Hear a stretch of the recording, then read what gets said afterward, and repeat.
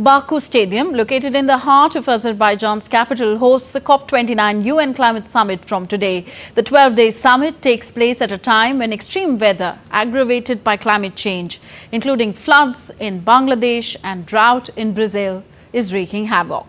We all saw the Spanish floods, the worst in decades. In such a situation, how much money richer countries agree to send to developing countries to help them cope is expected to be the agenda of talks in Baku. In addition to the finance, 171 countries need guidance on how to use it. Also in focus would be on transitioning away from fossil fuels and keep the world on track to 1.5 degrees of global warming. The COP29 overlaps the G20 summit in Brazil, where the climate issues are going to be discussed as well. As a key player in the global south, India at COP29 will play a significant role in shaping the discussions on climate finance.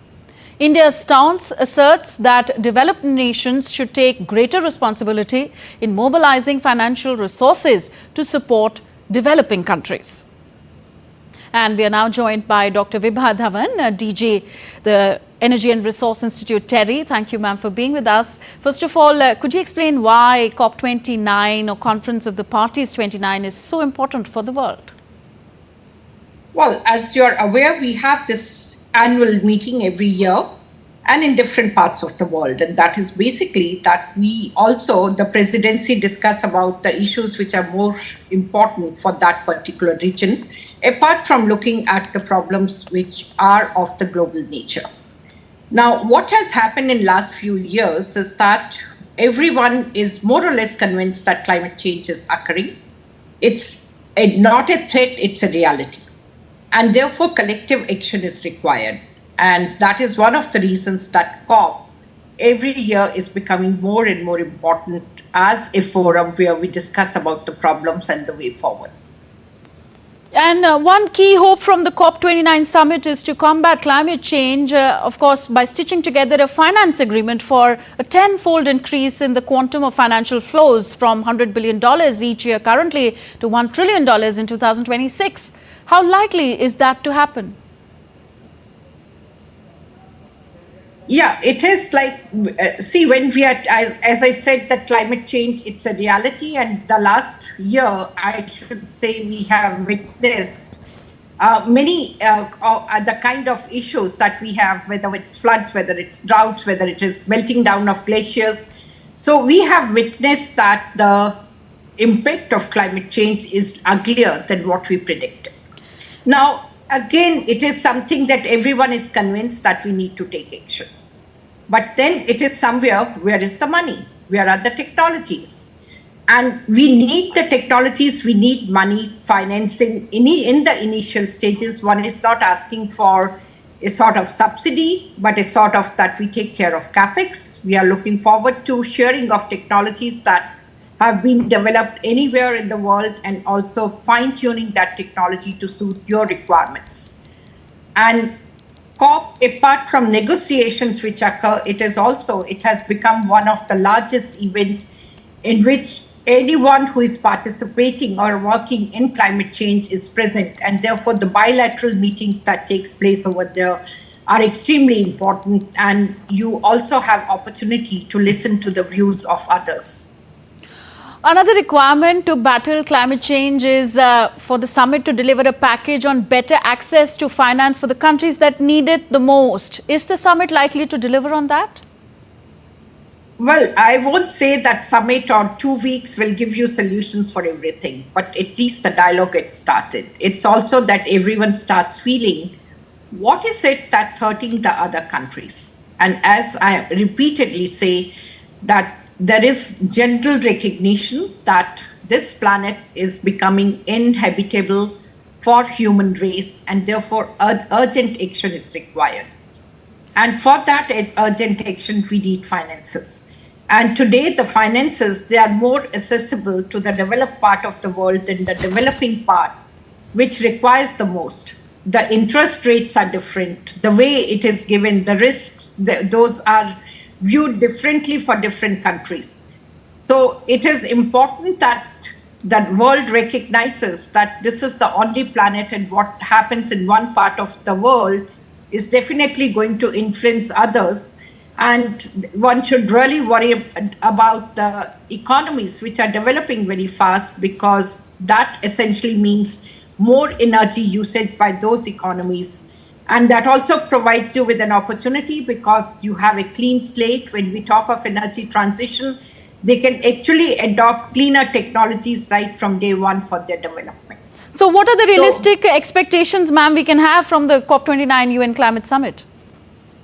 The realistic expectations, according to me, is that we'll start discussing. There will be some promises made in terms of the total finances that will be made available, and discussions will get started on that, how those funds should be utilized. Somewhere it will also be convincing the developed part of the world to chip in more money. It is also the way the private sector should come forward. So it is that the general recognition and developing a way forward through all these discussions. And anything significant on transitioning away from fossil fuels? Well, that surely is going to happen, and it is already happening. And when we talk of energy transition, it is that everyone, and especially in our country, apart from the government, it's also the corporate world which is also developing their net zero plans, and many of them are ahead of the government commitment of 2070.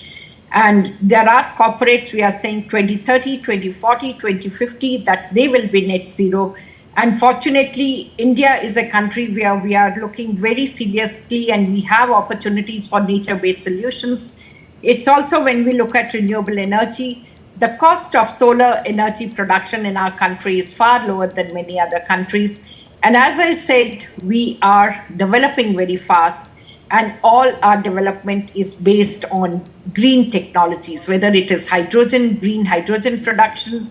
We are looking at increasing our solar capacities, and even the regulations are moving in the direction that how much saving should be there in the buildings and what best can be done. So I'm sure India as a country will show the way to the world that you can actually have green development.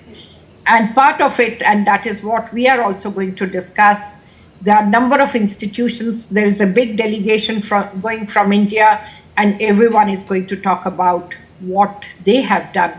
And India is a country where you have a small enterprise in a one room all the way to large establishments. And therefore, if we can find solutions for all in India, I suppose we can show the way to the world.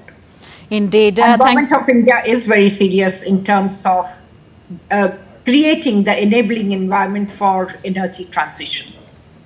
Yes. Whether it is biofuel alliance, whether it is hydrogen mission, so all that shows our way forward as a country, as the policy makers, as well as those who are implementing it.